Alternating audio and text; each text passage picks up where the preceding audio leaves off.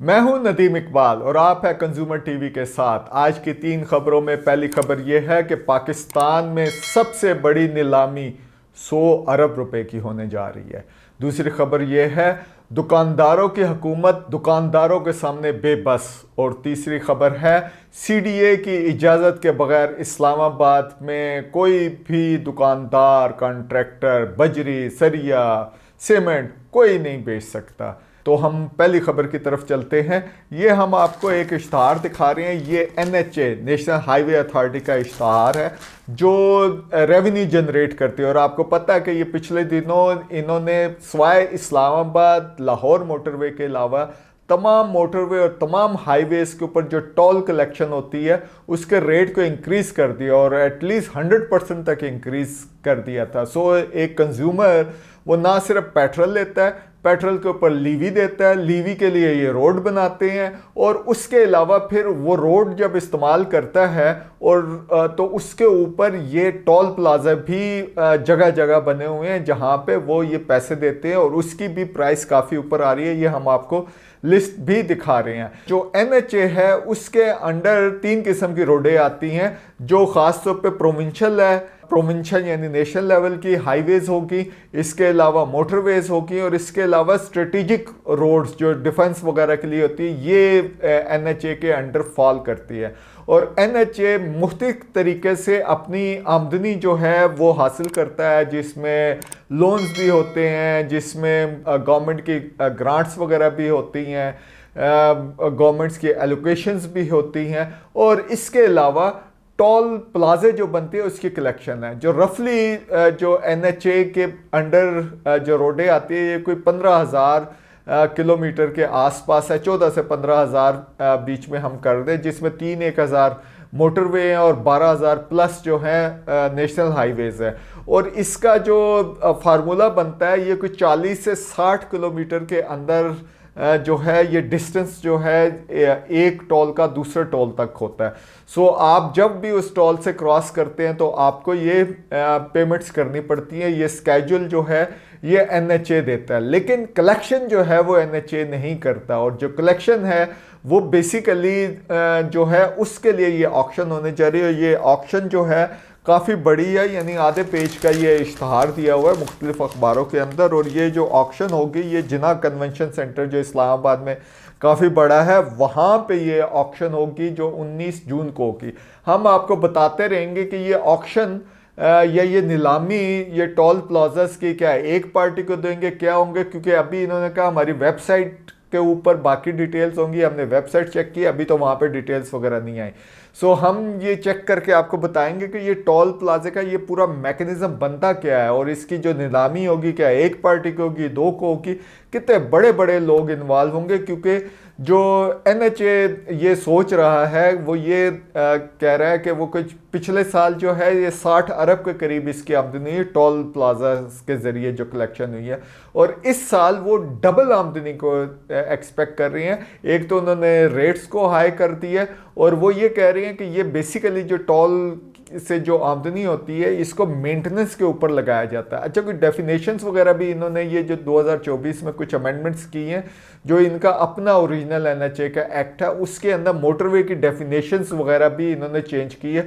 सो एक तो वो क्लासिक मोटरवे होती है, उसके अलावा वो मोटरवे जो आम तौर पे बिल्कुल स्ट्रेट होती है और उसके ऊपर इतने आसपास के लोगों की आमदोरफ्त नहीं होती और जो भी है वो डेजिग्नेटेड एरिया होता है जहाँ से वो उसको लूप वगैरह दिया जाता है जिससे आप बाहर जा सकते हैं या अंदर आ सकते हैं और पूरा वो कार्डन ऑफ होता है। सो वो वाली डेफिनेशन इन्होंने चेंज करके उसके अंदर डाली है। सो लेट्स सी कि ये कितने ज़्यादा टोल प्लाजे होंगे, इसका हमें नंबर नहीं मिला, लेकिन अगर हम उसी फार्मूले से जाएं 15,000 को अगर हम डिवाइड करें सिर्फ 60 से तो ये 200-250 के करीब टोल प्लाजा बन रहे हैं। लेकिन ये नक्शे वगैरह तो इन्होंने दिए हुए हैं जो हम आपको दिखा रहे हैं, लेकिन एग्जैक्ट नंबर हमें नहीं पता चले। जब पता चलेंगे तो हम इसको फॉलो अप करते रहेंगे।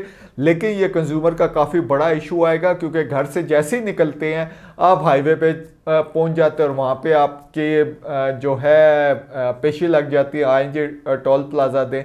जैसे ये इस्लामाबाद है वहाँ पे जीटी रोड, जो जीटी रोड से उस साइड पे जो लोग रहते हैं, वहाँ पे कुछ हाउसिंग सोसाइटीज़ को एग्जेम्पशन तो मिली हुई है, स्टिकर अगर लगाया हो तो उनको टोल प्लाजा नहीं देना पड़ता, लेकिन फिर भी वहाँ पे जो आम लोग सफ़र करते हैं उनको काफ़ी हैवी अमाउंट देनी पड़ती है, और ख़ास तौर पे जो ट्रांसपोर्टेशन के लिए हैवी ट्रैफिक यूज़ करती है उसका तो रेट भी काफ़ी ऊपर होता है। और इसके अलावा अगर आप मोटरवे की तरफ से जाएं, जो इस्लामाबाद के फ्रिंजेस में रहते हैं, तो वहाँ पे आपको उसका टोल देना पड़ता है। सो ये जो है ना डेली की आपकी कॉस्ट पड़ रही है। अब जो है शहरों के अंदर जो है हाईवेज वो आके वहाँ से टोल कलेक्शन का काम शुरू हो गया।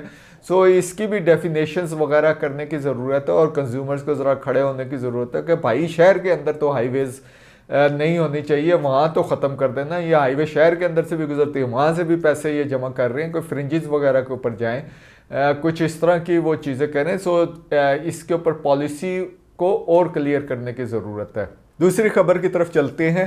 लगता है कि पंजाब हुकूमत जो है वो दुकानदारों के सामने बिल्कुल उसने हथियार डाल दिए हैं। वैसे भी अगर ये दुकानदारों की हुकूमत नहीं भी है तो जनरल इम्प्रेशन यही है कि ये रिटेल या ये दुकानदारों के सामने ये बिल्कुल झुक जाते हैं।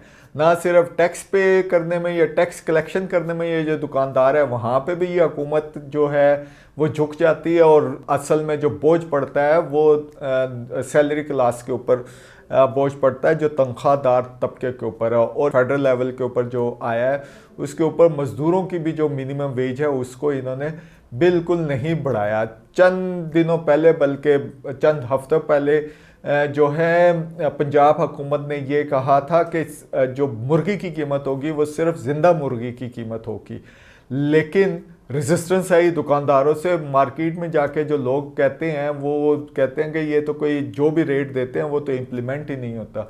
अब जिंदा मुर्गी का भी रेट पंजाब गवर्नमेंट दोबारा वापस आ गई है, और उसके अलावा खाली गोश्त का, जो मुर्गी का गोश्त था उसका भी रेट जो है वो भी फिक्स करना शुरू किया है।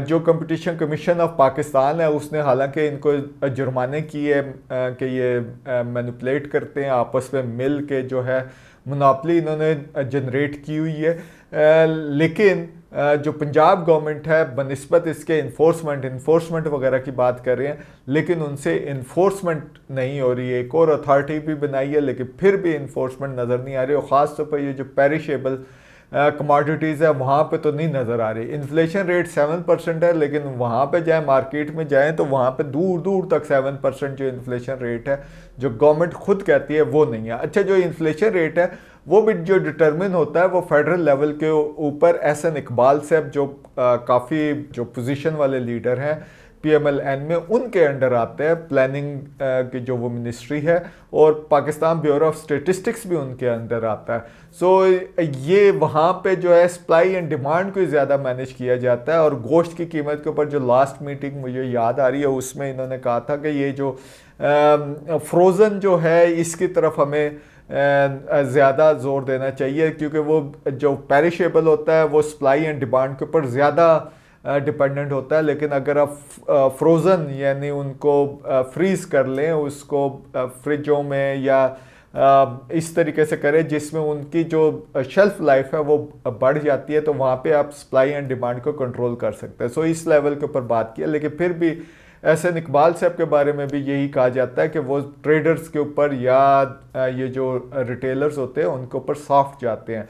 सो ये चैलेंज है PMLN हुकूमत का, ये चैलेंज बढ़ता जा रहा है कि ये दुकानदारों को के ऊपर ये इन्फोर्समेंट कर भी सकेंगे या नहीं कर सकेंगे, ये इनका चैलेंज है। और जो इन्फोर्समेंट है वो सिर्फ दो चीज़ें हैं, एक तो ये जो है डेली आइटम्स, फूड आइटम्स की प्राइसेस कंट्रोल कर सकते हैं या नहीं कर सकते। जो भी आपने नोटिफाई करना है वो आप करें, और जब नोटिफिकेशन हो जाए तो फिर वो इन्फोर्समेंट होनी चाहिए। अदरवाइज इतना जो पैसा हम दे रहे हैं गवर्नमेंट एम्प्लॉयज़ की सैलरीज के लिए वो किधर, वो तो ज़ाया होगा, और फिर ये इस किस्म की एक्टिविटी करने के ये गुलहरी की तरह वो छलांगे लगाने से तो कोई फ़ायदा नहीं होगा। और दूसरा ये है कि क्या ये रिटेलर से टैक्स जमा करेंगे और इतना सब्सटेंशियल करेंगे, उनको टैक्स नेट के अंदर लाएंगे कि ये जो तनख्वाहदार तबका है जो इस टाइम 660 बिलियन का उन्होंने पैसे दिए हैं, क्या उनके ऊपर ये बोझ कम होगा? ये 1-2% से ये जो है ना इससे कोई फ़र्क नहीं पड़ने लगा। लिहाजा ये PMLN का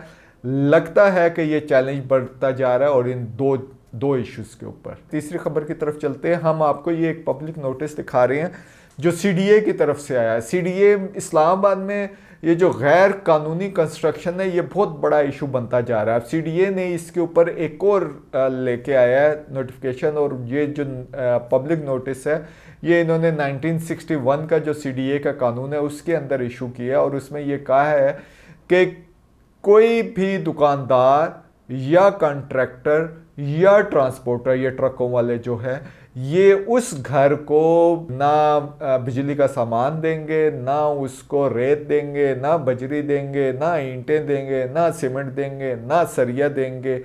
ये तमाम मैन्युफैक्चरर और वेंडर्स, इन तमाम के लिए ये नोटिफिकेशन है। जिनकी जो कंस्ट्रक्शन है वो इलीगल होगी, उस हाउसिंग सोसाइटी में होगी जहाँ पे सीडीए ने अभी वो जो उसका एलओपी यानी लेआउट प्लान या एनओसी वहाँ पे इशू नहीं किया हुआ। इन्होंने अपनी वेबसाइट्स के ऊपर इलीगल हाउसिंग सोसाइटीज़ के भी अब वो डालना शुरू कर दी हैं, या वो बिल्डिंग जो प्लान है उस घर का वो अप्रूव नहीं होगा। लिहाजा अब दुकानदार भी जो है पहले वो देखेंगे कि भाई बिल्डिंग प्लान अप्रूव हुआ है, और तब भी आपको ये जो है मटेरियल वगैरह जो कंस्ट्रक्शन का वो आपको इशू करेंगे। इंटरेस्टिंग सी सिचुएशन बनती जा रही है। लेट्स सी कि ये बाकी शहरों के अंदर भी कैसे जाएंगे।